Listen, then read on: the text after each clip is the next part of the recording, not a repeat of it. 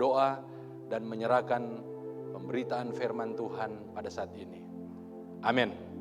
Puji nama Tuhan, kita akan membaca firman Tuhan yang terdapat di dalam Matius pasal yang ke-28. Matius pasal yang ke-28 ayat yang ke-16 sampai dengan ayat yang ke-20.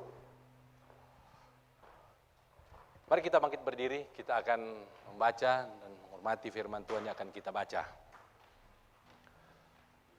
1, 2, 3.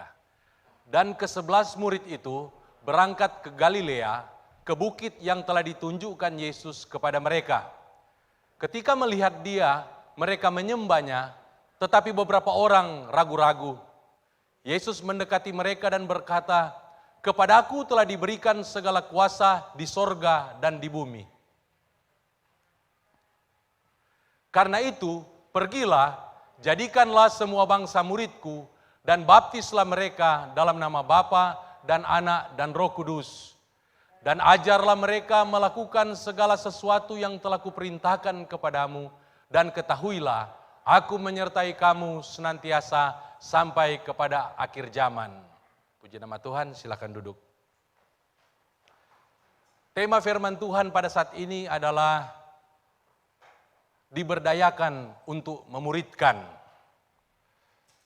Tema ini berarti saya dan saudara akan diberdayakan oleh Roh Kudus agar kita dapat menjalankan amanat agung Tuhan Yesus Kristus, yaitu untuk menjadikan semua bangsa murid-Nya.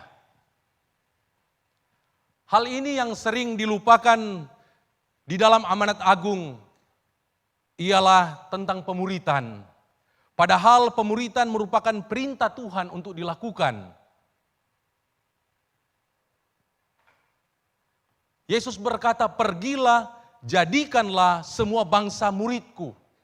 Jadi amanat agung Tuhan Yesus Kristus sebenarnya itu dimulai dari bagaimana orang-orang percaya yang telah menjadikan Yesus sebagai juru selamat mereka secara pribadi. Kalau saudara lihat di gereja mula-mula pada pasal yang pertama, pasal yang kedua, kemudian mereka dikatakan tidak meninggalkan bait Allah. Mereka belajar firman Allah di dalam Kisah Para Rasul pasal yang kedua ayat 42. Mereka mendengarkan pengajaran-pengajaran dari para rasul, dan setelah mereka dimuridkan, saudara membaca di dalam ayat yang ke-47, Kisah Para Rasul pasal yang kedua ayat 47, di mana mereka mengalami satu perubahan yang luar biasa, yang dahsyat. Kehidupan mereka bukan hanya berdampak kepada pribadi, tetapi juga berdampak kepada sesama jemaat. Dan firman Tuhan berkata, mereka disukai oleh semua orang, dan tiap-tiap hari Tuhan menambahkan jumlah mereka dengan orang yang diselamatkan. Dan di dalam Kisah Para Rasul pasal yang keempat dikatakan ketika mereka mendapatkan pengajaran dari para rasul, ketika mereka berdoa, maka goyanglah tempat di mana mereka berdoa dan mereka keluar pergi memberitakan Injil. Artinya pemberitaan Injil itu adalah hasil daripada pemuritan. Kita tidak bisa memberitakan Injil kalau kita tidak dimuridkan. Yesus memberi perintah bukan pergi beritakan Injil, tetapi dia katakan pergi jadikanlah semua bangsa murid Tuhan. Dan Roh Kudus sangat memegang peranan penting di dalam kita menjalankan perintah Tuhan ini. Perintah Tuhan untuk menjadikan semua bangsa murid Tuhan itu bukan terjadi oleh karena kekuatan kita, itu bukan akan berjalan oleh karena kemampuan kita, tetapi peranan Roh Kudus itu sangat penting agar supaya ini terjadi. Hal diberdayakan oleh Roh Kudus adalah sesuatu yang sangat penting. Saya mengutip apa yang dikatakan oleh Pendeta Alton Garrison. Dia berkata bahwa gereja-gereja kita tidak membutuhkan orang-orang Kristen yang manis, tetapi yang tidak memiliki karakteristik. Yang dibutuhkan gereja adalah imam-imam yang diberdayakan oleh kuasa Roh Kudus. Tuhan membutuhkan jemaat-jemaat yang diberdayakan oleh Roh Kudus sehingga mereka mampu untuk menjadi seorang murid dan mereka mampu untuk memuridkan orang-orang yang diberkati atau yang diselamatkan melalui pelayanan-pelayanan yang dipercayakan kepada jemaat-jemaat yang diberdayakan oleh Roh Kudus. Dia lebih lanjut berkata bahwa gereja sangat membutuhkan imam-imam yang diberdayakan oleh kuasa Roh Kudus. Yang jadi pertanyaannya ialah siapakah imam-imam itu? Imam-imam itu adalah saya dan saudara. Sebab 1 Petrus pasal yang kedua ayat 9 berkata, tetapi kamulah bangsa yang terpilih, imamat yang rajani, bangsa yang kudus, umat kepunyaan Allah sendiri, supaya kamu memberitakan perbuatan-perbuatan yang besar dari Dia yang telah memanggil kamu keluar dari kegelapan kepada terangnya yang ajaib. Kita semua adalah imam-imam dari kerajaan sorga. Amin. Dan kita telah diselamatkan oleh Yesus supaya kita memberitakan perbuatan-perbuatan yang besar yang telah Yesus lakukan. Dan dimungkinkan hal ini terjadi, maka kita harus terlebih dahulu menjadi murid Tuhan yang dikuasai oleh Roh Kudus, atau yang sesuai dengan topik kita pada pagi hari ini, yang diberdayakan oleh Roh Kudus. Saya melihat di dalam kamus, diberdayakan itu berarti kita dimampukan, kita didorong agar supaya kita memiliki satu kreatif, baik pikiran kita, sikap kita, tindakan kita. Artinya Roh Kudus yang memberikan kepada kita kuasanya, Roh Kudus memenuhi kita. Tetapi bagaimana sikap daripada orang percaya itu menentukan apakah Roh Kudus itu akan efektif, akan melayani, akan menjadi berkat kepada banyak orang melalui kehidupan saya dan saudara. Diberdayakan oleh Roh Kudus. Artinya Roh Kudus sudah memenuhi kehidupan saya dan saudara. Untuk itu kita perlu dimuridkan, kita perlu diperlengkapi agar supaya kuasa Roh Kudus itu tidak menjadi sia-sia di dalam kehidupan saya dan saudara. Amin. Ada beberapa kebenaran mengenai diberdayakan oleh Roh Kudus untuk memuridkan, yang mana ketika kita melakukannya, maka kita akan berhasil di dalam menjalankan amanat agung Tuhan Yesus Kristus. Kebenaran yang pertama yang saya temukan dari ayat-ayat firman Tuhan yang telah kita baca dan yang telah saya baca dan renungkan adalah bahwa Roh Kudus adalah guru agung kita yang akan memampukan kita untuk memuridkan jemaat-jemaat. Dan di sisi yang lain, Dia juga akan memampukan kita untuk menjadi murid-murid Kristus. Dalam Yohanes 14 ayat ke-26 dikatakan, tetapi penghibur yaitu Roh Kudus yang akan diutus oleh Bapa dalam namaku, Dialah yang akan mengajarkan segala sesuatu kepadamu dan akan mengingatkan kamu akan semua yang telah kukatakan kepadamu. Roh Kudus adalah guru. Dia adalah guru yang agung. Dan tentunya Roh Kudus di dalam mengajar jemaat-jemaat, Dia memberdayakan yang namanya gembala sidang, staf pastoral, diaken-diaken atau pemimpin-pemimpin rohani di dalam gereja. Roh Kudus tidak akan mengajar sendiri. Ada bagiannya, ada tempatnya sendiri, Dia mengajar saudara sendiri. Di mana itu? Ketika saudara bangun pagi hari, dalam saat teduh, saudara berdoa. Di situ Roh Kudus akan mengajar saudara secara pribadi. Pada waktu saudara membuka firman Tuhan, membacanya secara teratur, di situ Roh Kudus mengajar saudara. Ini pemuritan secara pribadi. Tidak memerlukan kelas, tetapi saudara dan Roh Kudus yang mengatur waktu. Tentu sebagai orang-orang yang telah percaya kepada Tuhan, ini merupakan satu disiplin rohani yang harus kita lakukan. Gak perlu diingatkan lagi. Sama seperti kalau kita pagi-pagi bangun minum air putih atau makan kue sedikit, minum kopi. Siang hari kita makan nasi. Kemudian malam hari terserah saudara mau makan apa. Itu gak perlu diajarkan.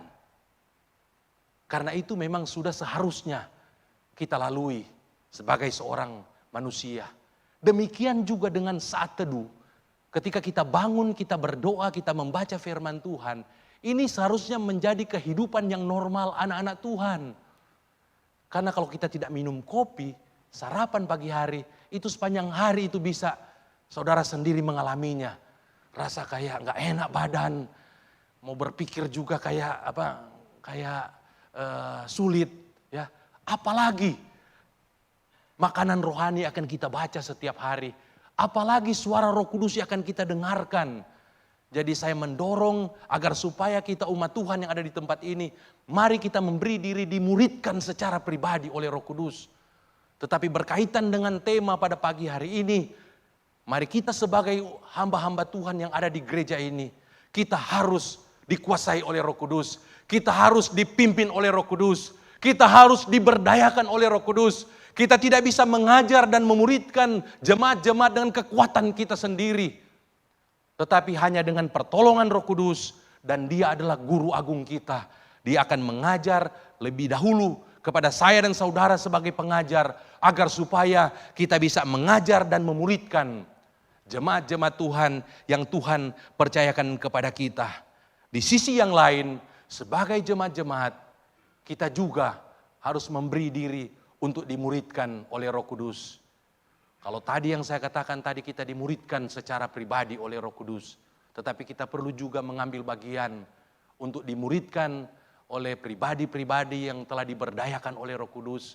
Ada yang memiliki karunia mengajar, karunia memimpin, ada yang memiliki karunia menasihati, dan semua itu ditempatkan di setiap bidang-bidang pelayanan yang ada di gereja, baik di kaum wanita, kaum pria, kaum muda. Kaum muda hampir setiap minggu ada pemuritan setelah ibadah. Demikian juga tim pelayanan setiap 2 minggu sekali ada KKA leader diadakan. Kemudian oikos setiap minggu diadakan. Kemudian juga kita setiap hari dari Senin sampai hari Sabtu ada pemuritan lewat doa-doa yang kita adakan selama beberapa bulan ini. Ini adalah sarana-sarana di mana orang-orang yang telah dikuasai oleh Roh Kudus, mereka akan memberi diri untuk dimuridkan. Sebab jangankan kita yang tidak mengikuti pemuritan, mereka yang sudah sekolah teologi selama bertahun-tahun, mereka yang sudah dimuridkan mengikuti seminar, kadang-kadang tidak tahu bagaimana harus memulai menjalankan amanat agung. Bagaimana mau memulai bersaksi, bagaimana mau mulai untuk memberitakan kabar baik. Masih kesulitan, untuk itu dia harus meminta pertolongan Roh Kudus agar supaya dia bisa menjalankan. Padahal sudah menjadi seorang murid. Untuk itu kita harus memberi diri dimuridkan. Bagi saudara yang belum mengikuti pemuritan-pemuritan ini, mari ambil bagian. Saya percaya kalau kita mengikuti pemuritan-pemuritan yang ada di gereja ini, maka kita akan menjadi murid Kristus yang siap, yang akan diberdayakan oleh Roh Kudus untuk diutus oleh Roh Kudus dan memberitakan perbuatan-perbuatan Tuhan yang ajaib. Amin. Kita tahu para rasul sebelum mereka dibaptis Roh Kudus, mereka bukanlah guru-guru yang sempurna. Akan tetapi setelah mereka mengalami pengalaman Pentakosta, akhirnya mereka menjadi guru-guru yang luar biasa. Dan semua ini terjadi bukan karena kekuatan dan kepandaian mereka, melainkan karena Roh Kudus yang adalah guru agung yang telah memampukan mereka untuk mereka memuridkan jemaat-jemaat yang ada di Yerusalem.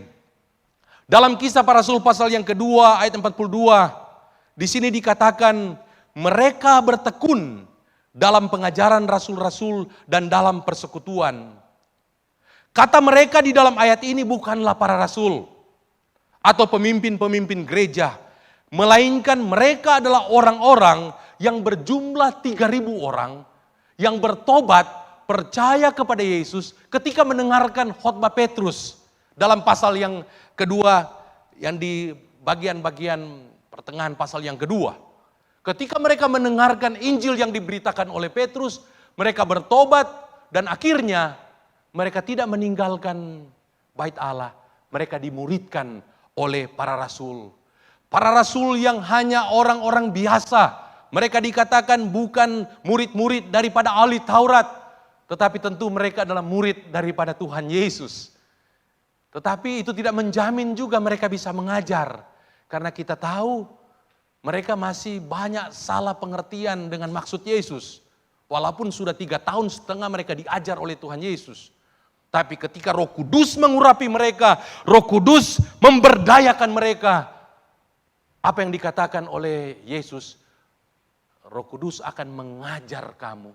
Roh Kudus akan mengingatkan kamu semua yang kukatakan. Artinya, semua yang Yesus ajarkan dan katakan kepada para rasul, ketika mereka dibaptis oleh Roh Kudus, itu semua diingatkan.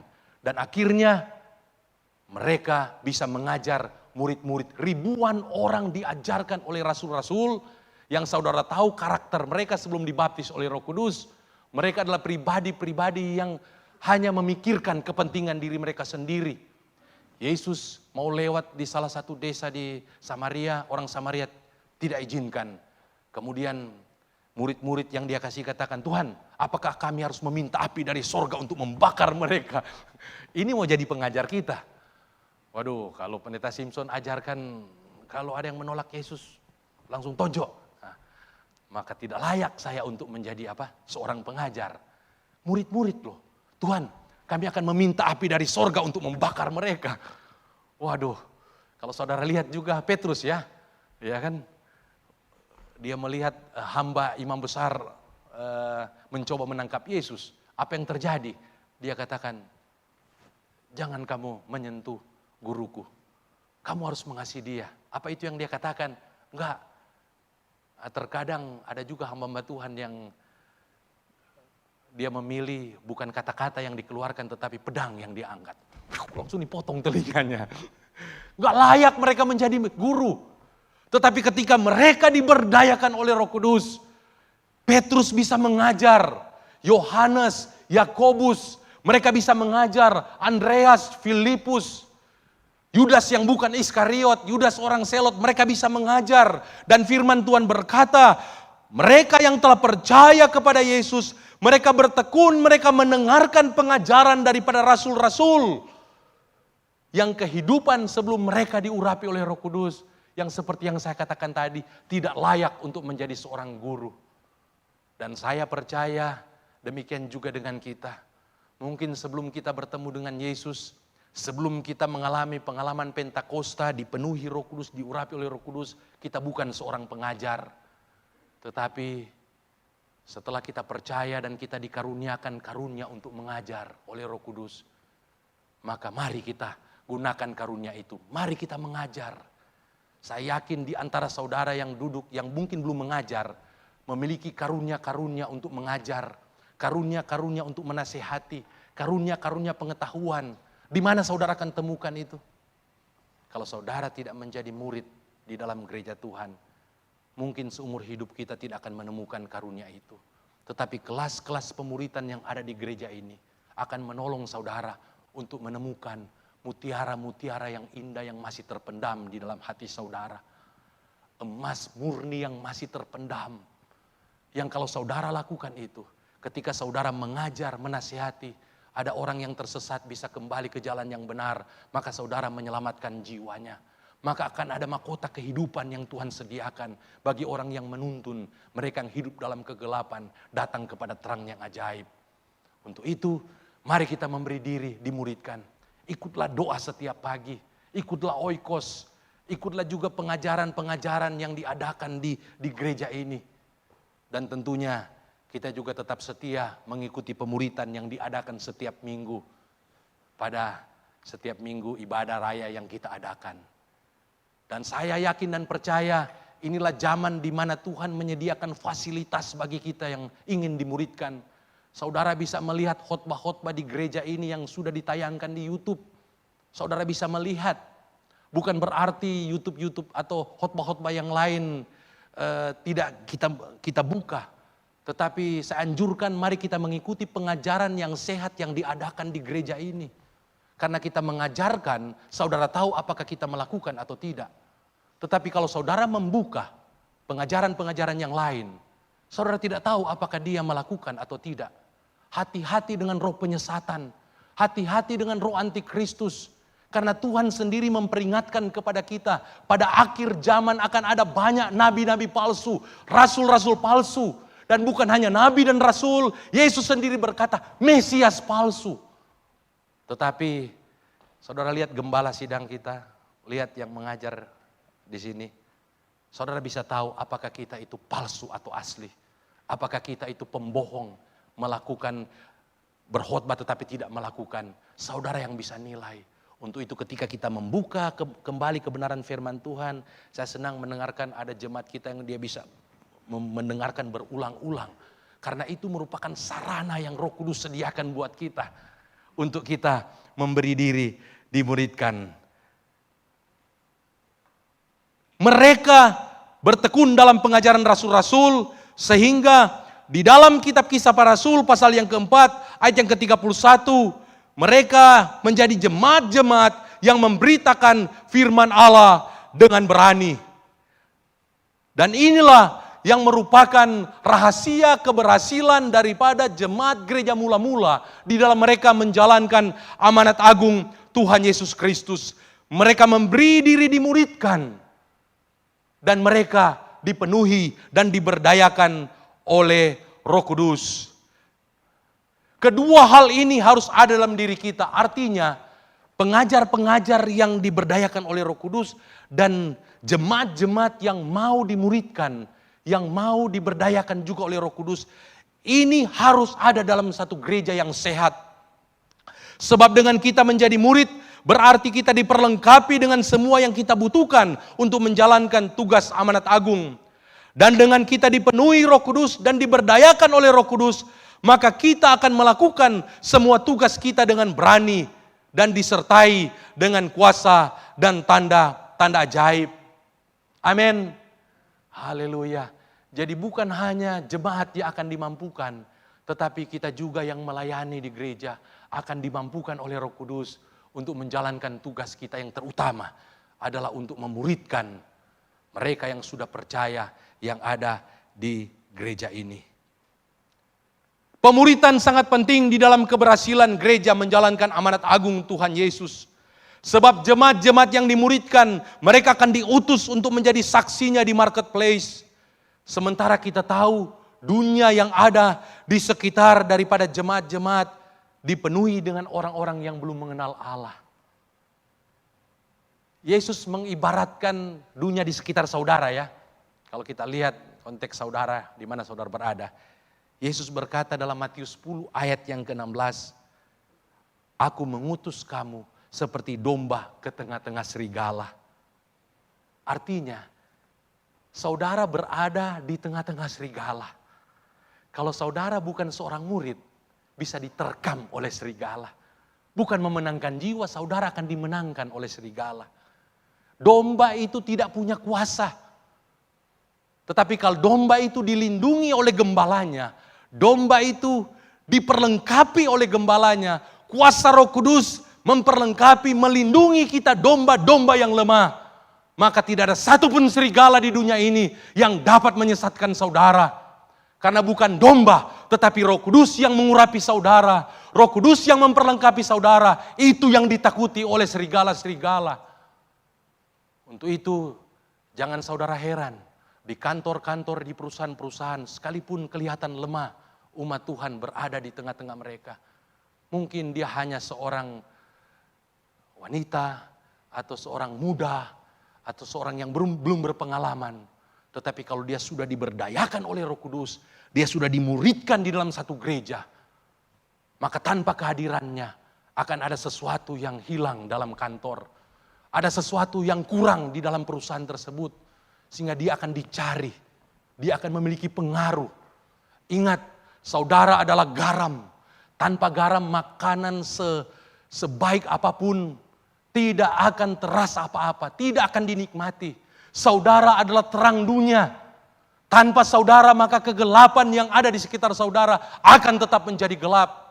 Itu tugas saudara.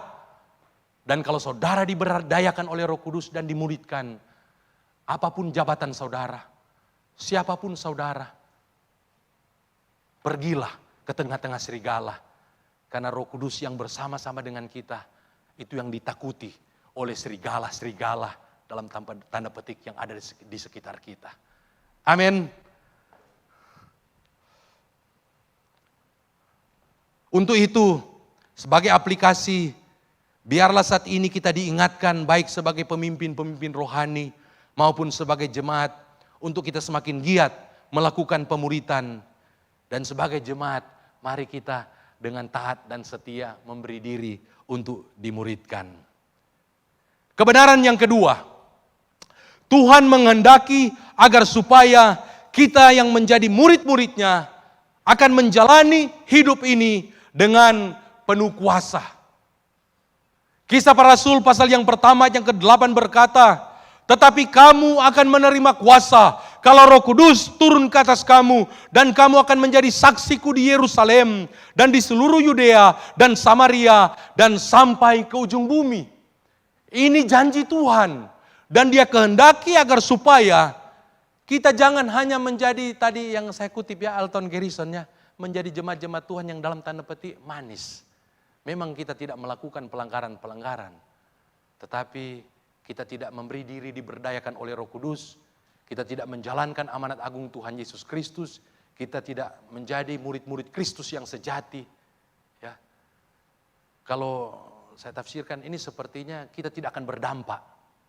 Tetapi kalau kita diurapi oleh Roh Kudus, diberdayakan oleh Roh Kudus, maka kehidupan kita juga akan memiliki kuasa. Karena ini janji Tuhan, ini dialami oleh para rasul, oleh para murid-murid. Jalan kita jangan hanya jalan yang biasa-biasa saja. Saya mengutip apa yang dikatakan oleh pendeta Jeff Hartenswell. Dia mengatakan bahwa jalan orang Kristen harus diwarnai oleh kuasa. Ketika Anda dipenuhi dengan Roh Kudus, Anda akan diberdayakan untuk menjadi murid Kristus, dan pada gilirannya membuat lebih banyak murid. Kehidupan kita, jalan kehidupan kita harus jalan yang penuh dengan kuasa, supaya berdampak menjadikan orang lain murid Tuhan, dan bukan hanya satu, tetapi lebih banyak lagi orang yang akan dimuridkan melalui kehidupan saya dan saudara yang diberdayakan oleh Roh Kudus. Menurut pendeta Jeff, Yesus memberikan 2 instruksi kepada murid-muridnya agar mereka memiliki kehidupan yang penuh dengan kuasa. Yang pertama, mereka harus menunggu di Yerusalem apa yang telah dijanjikan oleh Bapa. Dalam Lukas pasal yang ke-24 ayat yang ke-49, Yesus berkata, dan aku akan mengirim kepadamu apa yang dijanjikan Bapakku. Tetapi kamu harus tinggal di dalam kota ini sampai kamu diperlengkapi dengan kekuasaan dari tempat tinggi. Jadi janji Bapa harus ditunggu oleh murid-murid agar supaya mereka menerima kuasa Roh Kudus, agar kehidupan mereka menjadi kehidupan yang penuh dengan kuasa. Yang kedua, dengan kuasa Roh Kudus yang telah memperlengkapi mereka, maka mereka akhirnya menjadikan lebih banyak lagi murid untuk Tuhan Yesus. Jadi yang harus kita lakukan, kalau kita belum menerima janji Bapa, kita belum dibaptis oleh Roh Kudus, bagi yang saudara belum mengalami ini, kita harus banyak berdoa. Ingat, murid-murid dimuridkan, kemudian 10 hari mereka di bait Allah menunggu janji Bapa. Jadi ada harga yang harus mereka bayar. Kita harus menunggu janji Bapa dengan aktif, bukan pasif. Beri diri dimuridkan. Dan pada waktunya saudara akan menerima janji Bapa ini. Yaitu saudara akan dibaptis dengan kuasa Roh Kudus. Sehingga kita akan diperlengkapi dan kehidupan kita akan berdampak kepada orang-orang. Baik itu dalam rumah tangga kita, Yerusalem, di luar rumah kita, Yudea, di kota-kota yang lain, Samaria, bahkan sampai ke ujung bumi. Itu akan digenapi apa yang dikatakan oleh Yesus. Tetapi kamu akan menerima kuasa dan kamu akan menjadi saksiku di Yerusalem, Yudea, Samaria, dan sampai ke ujung bumi.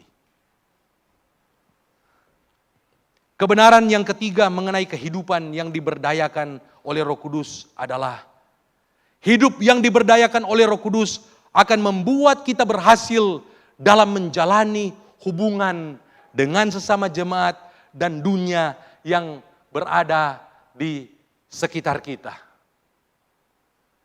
Kalau kita diberdayakan oleh Roh Kudus, maka saya percaya hubungan-hubungan kita itu akan berjalan dengan baik. Hubungan-hubungan dengan sesama jemaat itu akan berjalan dengan baik. Iya kan? Kalau saudara dimuridkan, tentu saudara akan bertemu dengan sesama jemaat ya. Kalau saudara dimuridkan, saudara akan berkomunikasi dengan pemimpin-pemimpin yang ada di gereja. Saudara akan mendengarkan isi hati mereka, keinginan-keinginan mereka. Terkadang banyak masalah terjadi dalam kehidupan pribadi maupun rumah tangga jemaat. Karena dia tidak mau dimuridkan. Sehingga dia tidak memiliki hubungan dalam satu gereja. Secara identitas, dalam tanda petik KTP, memang kita anggota jemaat CW Sentul City. Tetapi dalam hubungan, kita bukan jemaat CW Sentul City. Karena apa? Kita lebih banyak berhubungan dengan arisan kita. Kita lebih banyak berhubungan dengan bos kita. Dengan karyawan-karyawan yang ada di kantor di mana kita bekerja. Kita lebih banyak berhubungan dengan komunitas-komunitas sosial yang ada di sekitar kita. Padahal yang Tuhan inginkan, gereja adalah tubuh Kristus. Kristus adalah kepala. Pelayan-pelayan Tuhan adalah hamba-hamba Kristus. Dan jemaat-jemaat adalah saudara-saudara secara rohani. Yang mendoakan kita siang dan malam. Yang berjaga-jaga atas jiwa kita. Tetapi kita tidak menghormati mereka. Kita lebih cenderung mencari hubungan-hubungan yang ada di luar gereja. Dan ketika terjadi kehancuran, siapa yang dicari? Minta konseling kepada pemimpin gereja. Siapa yang dicari? Saya harus berdoa ke gereja. Saya harus minta dukungan doa. Jangan kita menjadi jemaat-jemaat yang seperti ini. Tapi mari, kalau kita diberdayakan oleh Roh Kudus, utamakan hubungan. Tentu yang pertama hubungan keluarga suami istri. Gak perlu diajarkan. Tetapi hubungan sesama keluarga Allah dalam gereja. Mari kita terlibat dalam hubungan-hubungan. Bukan hanya secara rohani juga. Kita mendengarkan firman Tuhan. Kita memberi kesaksian. Kita sharing firman Tuhan. Tetapi belajar kepada jemaat-jemaat yang ada di gereja mula-mula. Hubungan kita itu terjadi secara menyeluruh. Bukan hanya rohani tetapi jasmania. Firman Tuhan berkata, jemaat-jemaat yang diberkati secara materi, lahiriah, ketika mereka berada di gereja, mereka membagikan berkat-berkat itu kepada mereka yang berkekurangan. Sehingga dikatakan tidak ada jemaat-jemaat di gereja mula-mula yang berkekurangan. Jangan biarkan kita tidak menjalankan peran kita di dalam satu gereja sebagai satu keluarga Allah. Sehingga mereka yang berkekurangan akhirnya pergi meminta-minta roti kepada orang yang tidak percaya. Bahkan kita tahu ada yang menawarkan harta benda, baik rumah, mobil, makanan, agar supaya meninggalkan Yesus. Adalah tanggung jawab saya dan saudara untuk memuridkan juga jiwa-jiwa ini. Tidak semua kita memiliki iman yang teguh. Untuk itu gereja harus menjadi komunitas keluarga Allah. Bagi yang belum memiliki hubungan yang intim di dalam gereja, mari berikan diri, ikut kegiatan-kegiatan, ikut pemuritan. Kemudian mari kita juga sebagai jemaat-jemaat yang sudah menjadi murid, mari kita juga terlibat, memperhatikan bukan hanya secara rohani. Tapi kalau saudara melihat dan mendengar ada jemaat yang mungkin tidak punya sesuatu, tawarkan pertolongan kepadanya. Kalau dia tidak memiliki juga mungkin hal-hal yang dia butuhkan sehari-hari, saudara digerakkan oleh Roh Kudus ketika berdoa, hubungi dia, jadi berkat bagi dia. Ini bukan hanya tugas departemen sosial dalam gereja kita. Walaupun kita melakukan itu kalau ada yang membutuhkan ya. Tetapi ini tugas daripada jemaat-jemaat. Sebab kita diberdayakan oleh Roh Kudus dan firman Allah berkata, dikatakan di dalam Kisah Para Rasul pasal yang kedua, dan semua orang yang telah menjadi percaya tetap bersatu dan segala kepunyaan mereka adalah kepunyaan bersama, dan selalu ada dari mereka yang menjual harta miliknya lalu membagi-bagikannya kepada semua orang sesuai dengan keperluan masing-masing. Kemudian mereka memecahkan roti di rumah masing-masing secara bergilir dan makan bersama-sama dengan gembira dan dengan tulus hati. Kisah Para Rasul pasal yang keempat ayat yang ke-32. Adapun kumpulan orang yang telah percaya itu mereka sehati dan sejiwa, dan tidak seorang pun yang berkata bahwa sesuatu dari kepunyaannya adalah miliknya sendiri, tetapi segala sesuatu adalah kepunyaan mereka bersama. Hanya jemaat yang betul-betul diberdayakan oleh Roh Kudus yang memiliki hati yang seperti ini. Tanyakan kepada diri saudara, apakah kita benar-benar telah mengalami pengalaman Pentakosta? Apakah kita benar-benar telah diurapi oleh Roh Kudus? Kalau kita belum peduli dengan kebutuhan orang lain, saudara perlu mencari lagi Roh Kudus agar dipenuhi. Kalau kita hanya menutup mata terhadap kebutuhan orang lain, kita belum diberdayakan oleh Roh Kudus. Karena belajar dari jemaat-jemaat ini, harta mereka anggap bukan milik mereka sendiri. Dan mereka tahu inilah milik keluarga Allah yang lain. Kalau kita sebagai orang tua, kita menyediakan segala sesuatu untuk anak-anak kita. Baik itu rumah, apa yang ada pada kita itu pasti untuk mereka. Bukankah kita keluarga Allah dalam satu gereja? Ya.